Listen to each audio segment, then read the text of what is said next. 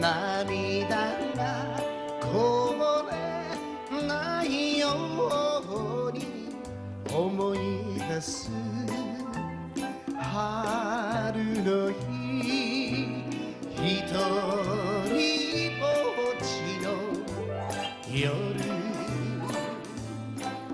上を向いて歩こう滲んだ星を数えて思い出す夏の日一人ぼっちの夜。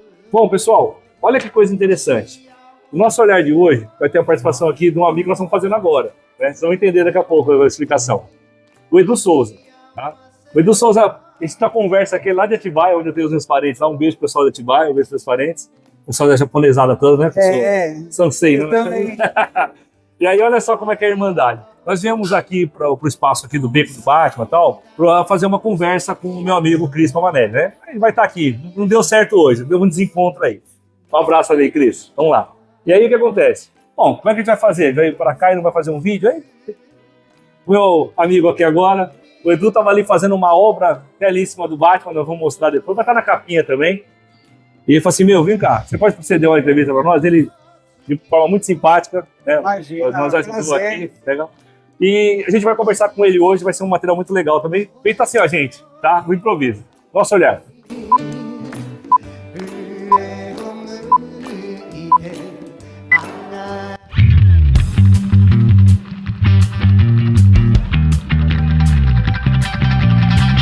Bom, pessoal, voltando aqui depois da vinheta do nosso amigo Edmond, do nosso olhar, Edu Souza. Edu, muito obrigado por nos ajudar. Imagina, mais um Jeff, que vai prazer. entrar na tropa aí.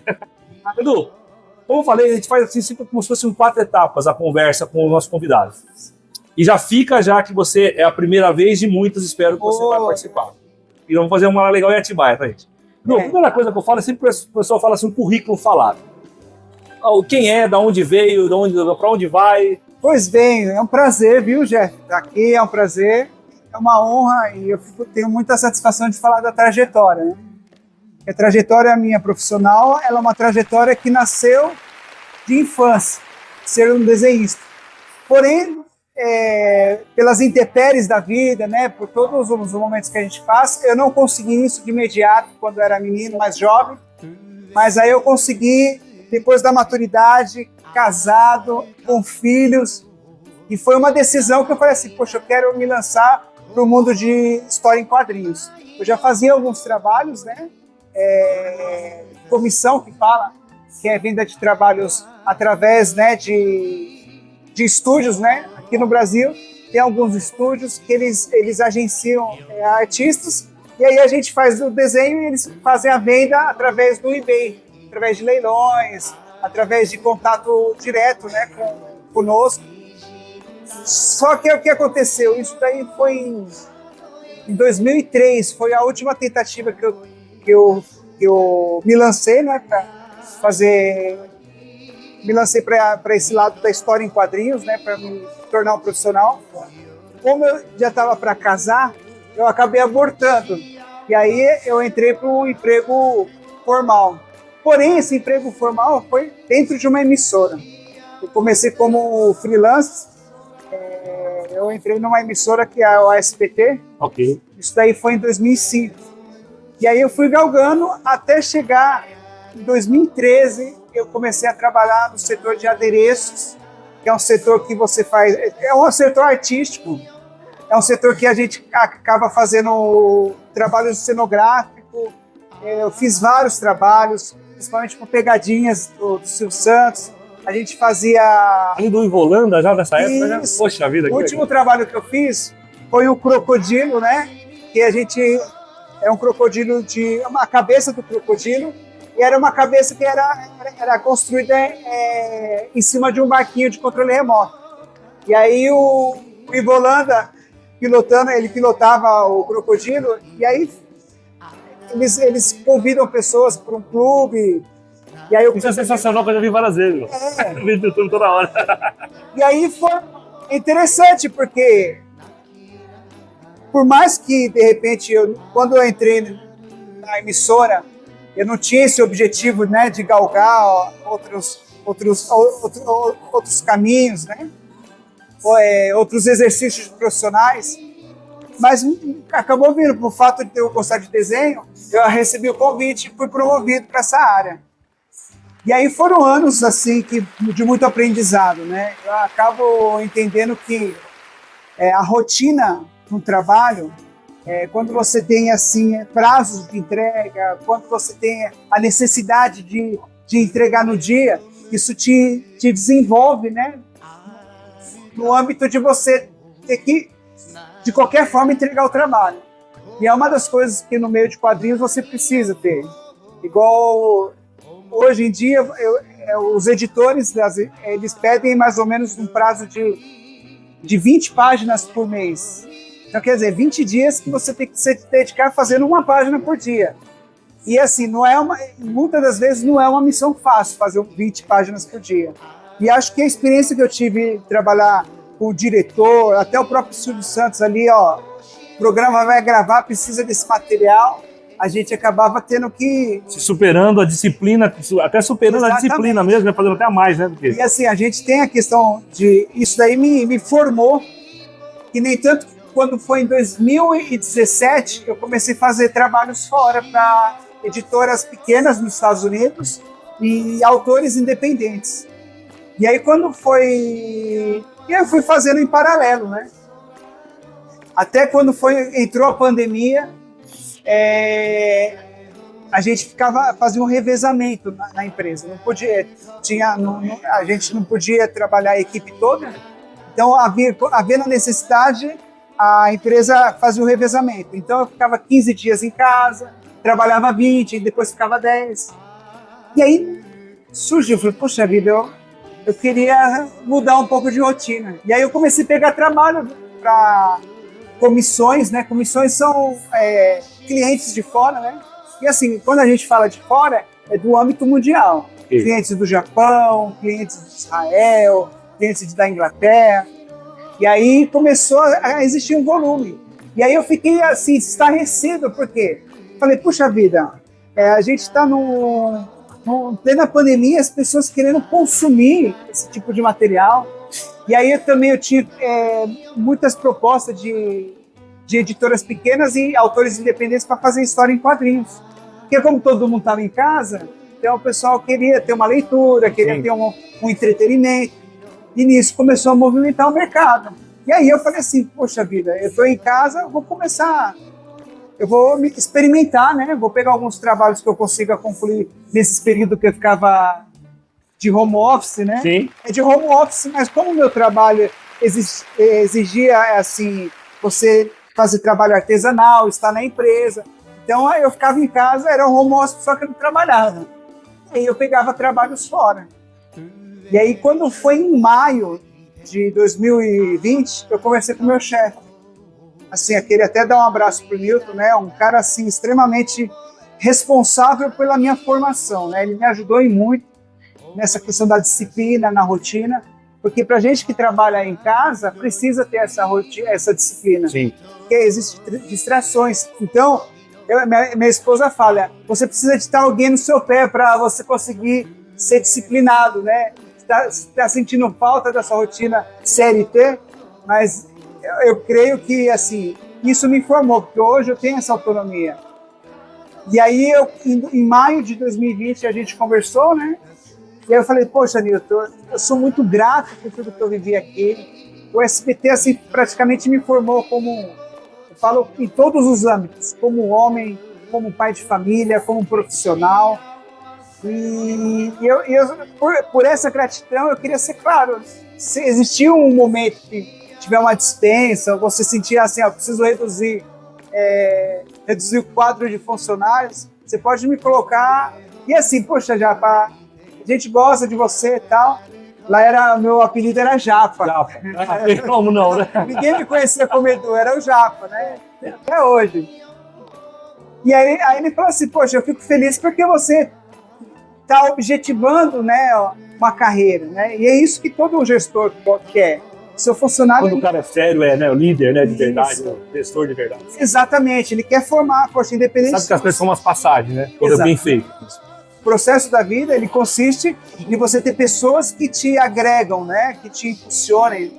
E a maioria das vezes o processo não é tão fácil, não é tão simples. Exige a cobrança, igual um pai que quer educar o seu filho, ele precisa determinar limites, ele precisa, na verdade, fazer aquele trabalho de educação, né, de formação, de aconselhamento, né, às vezes ser rígido, né, em algumas questões, e, enfim. E aí quando foi, voltando, né, para o assunto, né, aí quando foi em outubro de 2020, ele falou, Japa, esse dia não está sendo um dia fácil para mim, porque eu vou ter que dispensar não só você. Você está sendo um alívio porque você me pediu e eu sei que você vai estar bem. Mas ele teve que fazer uma dispensa muito grande. Para ele foi um dia difícil e assim, para mim foi gratificante porque eu fui aquilo que amenizou, né, o dia, né? Eu falo assim que é difícil até entender, porque você está em pleno processo, né, de uma pandemia e de repente acontecer eu quero sair do meu emprego, porque eu tinha 15 anos, né? E foi o que aconteceu. Ele me dispensou.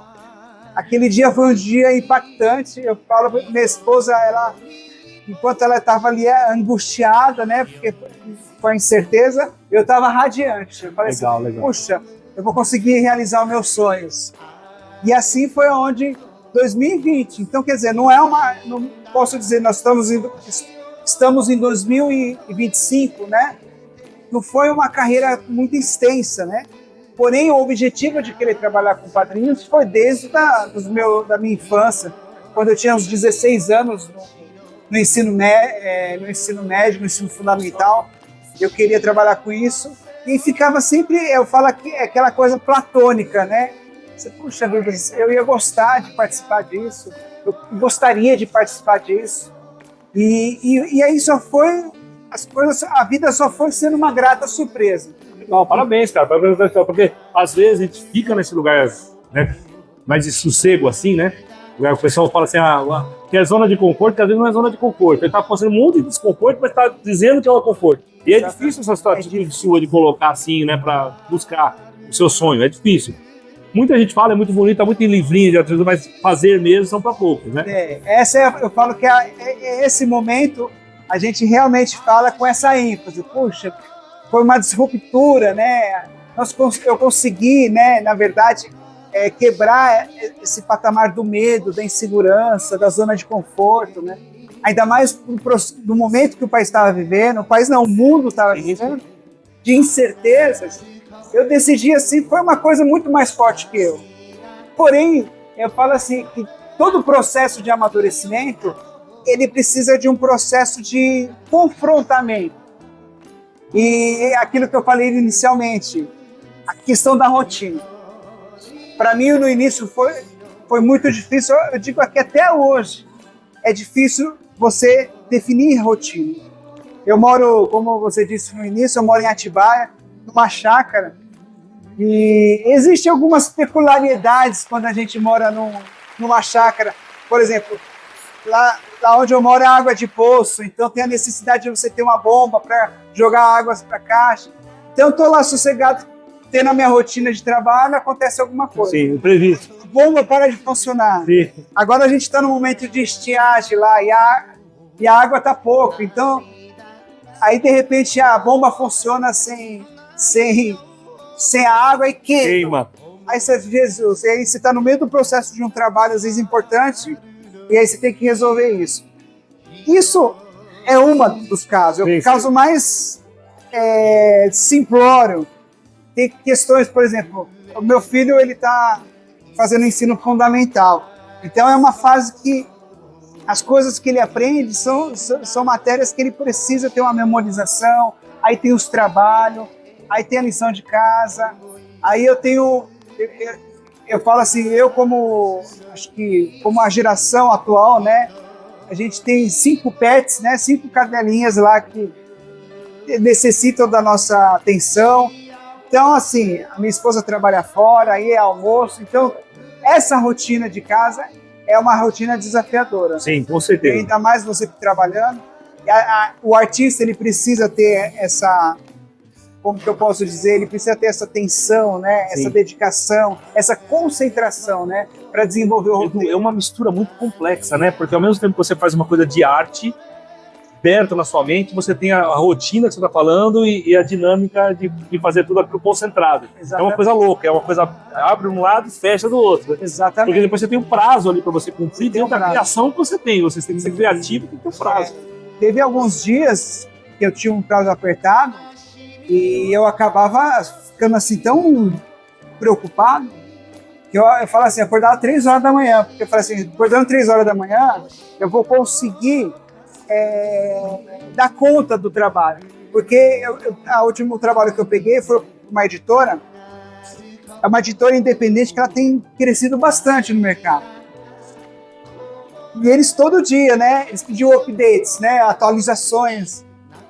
E assim, a gente tinha até um aplicativo de conversa, né, exclusivo para a editora. E aí quando eu via subindo a notificação de alguém querendo falar comigo, eu já começava a dar alguns espasmos, né? As pálpebras começavam já a começar a tremer. E eu falei, gente, minha esposa adorou. Ela falou assim, olha amor, nunca vi você tão dedicado, concentrado. Qual é o nome da sua esposa? Josi. Josi, um abraço para você, Josi. Se você quiser falar o nome da editora, ele pode falar. A editora é a Ripaverse, né? Ela começou os seus trabalhos em 2021. O dono da editora, assim como eu posso dizer, né? O fundador da editora, ele era um youtuber e ele começou a querer investir nisso, nos seus próprios quadrinhos. E ele começou com um personagem. Aí ele fez um financiamento coletivo. Lá nos Estados Unidos eles falam crowdfunding, né? Que ele lança uma campanha por um determinado tempo e vai agariando fundos para lançar aquela revista. Ele tem mais ou menos a estrutura inicial da revista e aí ele vai divulgando, eu estou fazendo uma história assim, com um personagem assim. E essa primeira edição vendeu mais de milhões em valores, né, de dólares. E foi um boom assim, na indústria dos Comics Gate, né, que fala, que são os autores independentes. E aí ele foi lançando um quadrinho, foi lançando outro, foi tomando proporção. E uma das coisas que foi o pilar dele foi entrega. Existe uma grande problemática, né, nesse mercado de financiamento coletivo, é que às vezes o idealizador, né, o criador, ele não consegue fazer a entrega nas datas previstas. Tem autor que demora 1 ano para entregar. Porque o que acontece? Você tem uma plataforma, lá nos Estados Unidos tem algumas plataformas, aqui no Brasil a gente tem uma das principais que é a Catarse, né? Não sei se... Conheço. Aí então mais ou menos assim, aí eles conseguem arrecadar o dinheiro. Perfeito. Só que aí depois daquele momento que fecha a campanha, os caras demoram 1 ano, às vezes até 2 anos para entregar. E o Eric, que é o fundador da Ripaverse, ele pensou em toda a logística. Ok. Ele alugou o galpão, ele alugou toda a estrutura para que na hora que ele recebesse... Já estava tudo planejado. Já tinha data certíssima. Então essa regularidade, essa estrutura fez com que a empresa fosse crescendo. Sim. Hoje Porque tinha uma seriedade, um cronograma e tudo mais tal, e você entrega ali que estava ligado porque o artista, ele tem um grande... E assim, ele não é artista. Eu falo que o artista tem um grande problema, às vezes, de ser artista, né? Que ele não consegue gerir questões financeiras, questões de estrutura de tempo, né? Organização. Ele só quer ficar na prancheta ali desenhando e esquece do resto.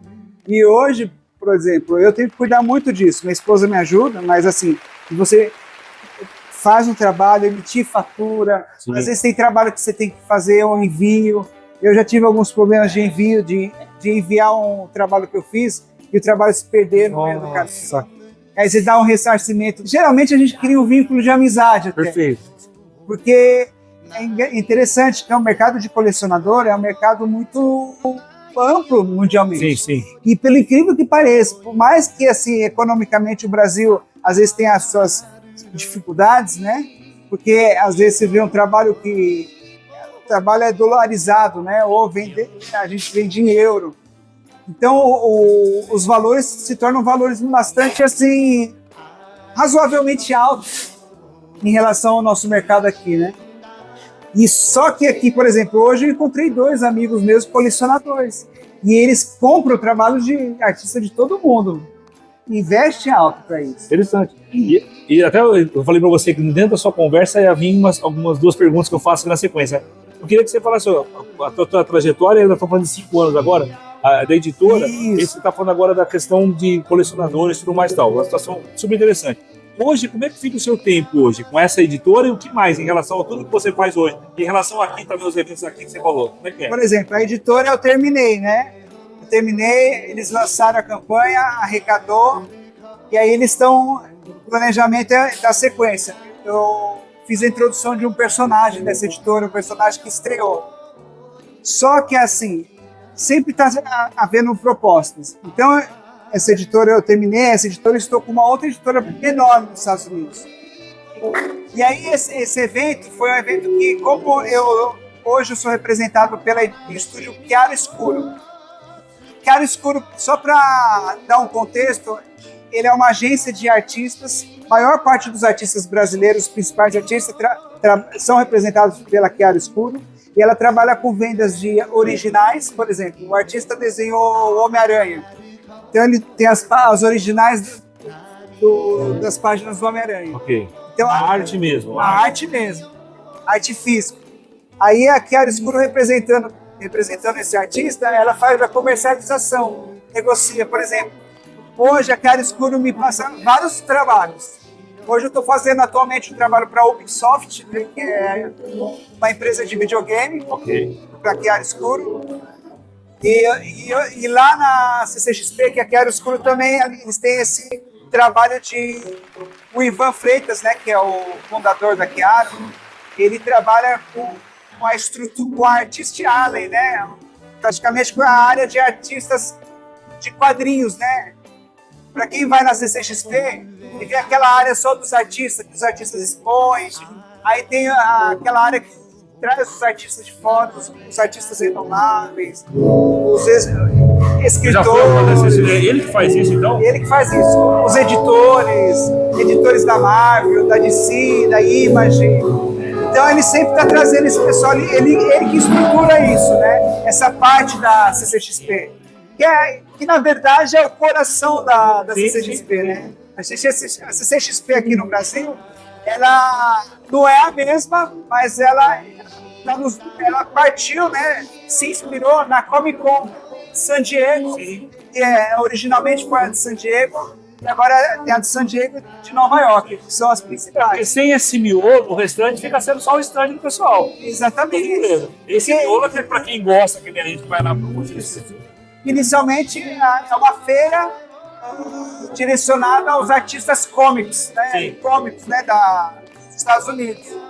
Porque lá história em quadrinhos é uma cultura muito forte que nos influenciou. Então, hoje nós estamos comemorando o dia do Batman, que é o produto americano, né? Sim. Da história em quadrinhos.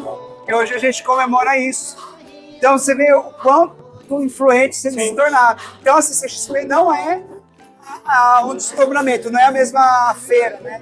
A Comic Con inspirou a CCXP. Porém, a CCXP hoje está se tornando uma feira muito imensa, né? Hoje aqui no Brasil, até na questão de mundo, né? Tem se tornado se não a maior feira de entretenimento, né? Sim. E aí também, atualmente, quem cuida disso é o Ivan, né, na área dos artistas, e aí tem a Omelete que cuida do restante, da organização. E agora também eles já está no segundo ano da CCXP do México, e aí eles estão expandindo. O game, a parte game também que é separada às vezes também, né? Isso. Edu, já antes de partir para a terceira questão, o teu trabalho, que você está falando agora, como que é para te achar? Como é que você fale pra nós aqui, tipo assim, WhatsApp, Instagram e tal, pra achar o seu trabalho, pra comprar as coisas suas, pra gente fazer a divulgação. Pois também. é, eu atuo bastante assim no Instagram, né? A minha maior rede é no Instagram e depois tem o Twitter. O Twitter quem usa mais é o pessoal de fora, né? Ok. Eu tenho bastante relacionamento com o pessoal do Japão, dos Estados Unidos, através do Twitter. Mas a minha principal rede é o Instagram, que é o Edu Souza Arte, né? Edu Souza a Arte, né? Eu sou a arte. É, Eu sou a arte. E aí ali, pessoal, eu quero contratar você, por exemplo, aí eu venho, vou juntar uma coisa na outra. Batman Day. Eu tava vindo aqui porque o Chris, ele faz cosplay, né? Faz de Batman, faz um monte de coisa, mas enfim. Ele é catedrático de Batman, Superman e tal.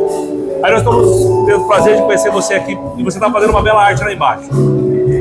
Aqui você tá contratado também, como é que você vem? Pela Chiaro. Tá. Então, quer dizer, qualquer participação, qualquer evento que queira, não só eu, como o leque de profissionais maravilhosos que a Chiaro representa, é só entrar em contato com a Estúdio Chiaro Escuro. Ok. Que é fácil, eles estão em todas as redes, Instagram. Nós vamos deixar tudo marcadinho no vídeo para o pessoal acessar. Então, através da Chiaro Escuro, nós participamos de diversos eventos, feiras, e aqui o Brasil tem crescido bastante, né? A Chiaro Escuro tem, na verdade, não só a CCXP, mas tem vários outros eventos relacionados ao mundo nerd, né? Que a gente pode falar. Essa não podia, né, gente? Aí eu vou me incrementando aqui. Você é um artista, você é um desenhista, né? Eu dou umas rabiscadas também de vez em quando, tá? Só uma coisa. Qual personagem você gosta mais? No geral, eu tô falando da DC, tal. Qual personagem você fala assim, meu, esse aqui é tal? Pode ser o Chico Bento, se você quiser falar, mas qual personagem você fala? Esse é... Fala o seu, que você criou, e fala assim, Jefferson, esse personagem é o que eu acho que, como desenhista, é o melhor que tem. Ah, sim. Tudo que assim... Você pode separar, inclusive, traço de história. Eu sei que tem uma coisa que o traço fica melhor, e a história desse cara é melhor. Então, eu sou um pouco assim adepto aos personagens da DC, né? Não é porque a gente está no momento de homenagem ao Batman, mas assim, os principais que eu gosto da DC, eu não consigo distinguir o melhor, mas assim, eu gosto do Super-Homem e o Batman. Ok. Acho que isso daí é desde a infância, né? Eles se tornaram assim ícones, né? Sim. Lendas, né? E eles são os principais. E o da Marvel, eu sou fã incondicional do Homem-Aranha e do Wolverine. Então esses 4 são personagens que realmente eu amo desenhar. Seria para mim um presente eu conseguir ter a oportunidade de desenhá-los em algum momento. Eu creio que esteja perto, né?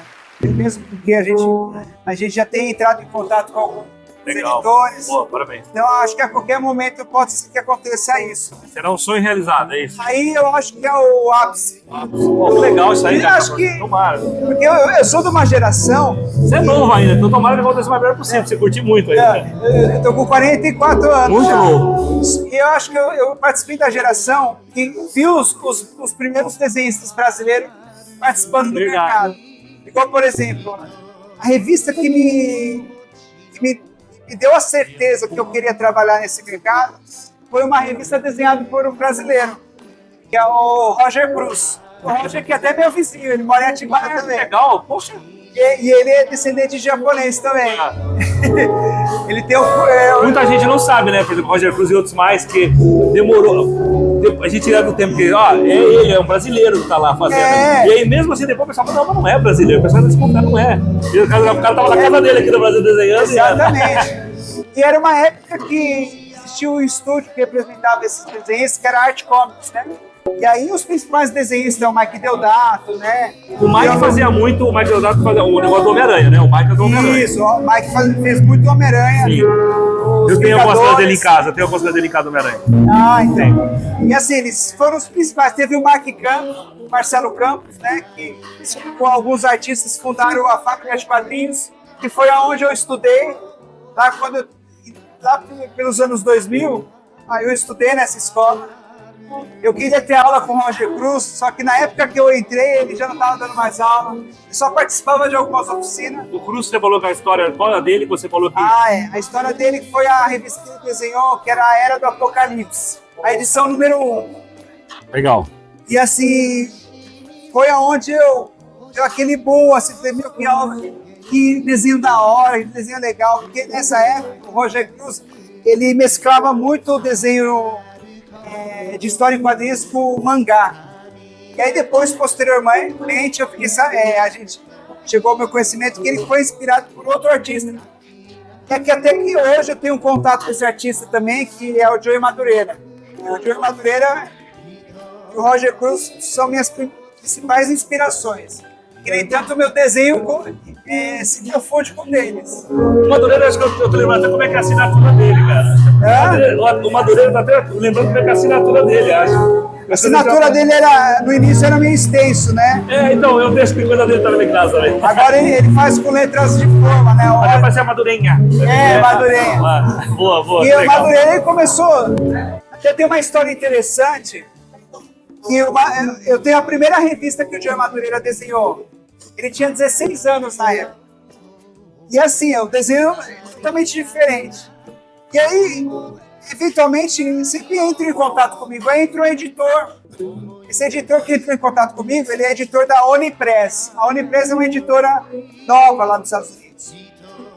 E aí, o nome dele se chama Carl Borders. Eu falei, poxa, aí a gente acaba criando um vínculo, eu e o Carl. Ele pediu umas capas para ele fazer, né? Eu faço bastante capa para várias editoras fora. E aí, desses momentos, eu olhando essa revista do Madureira,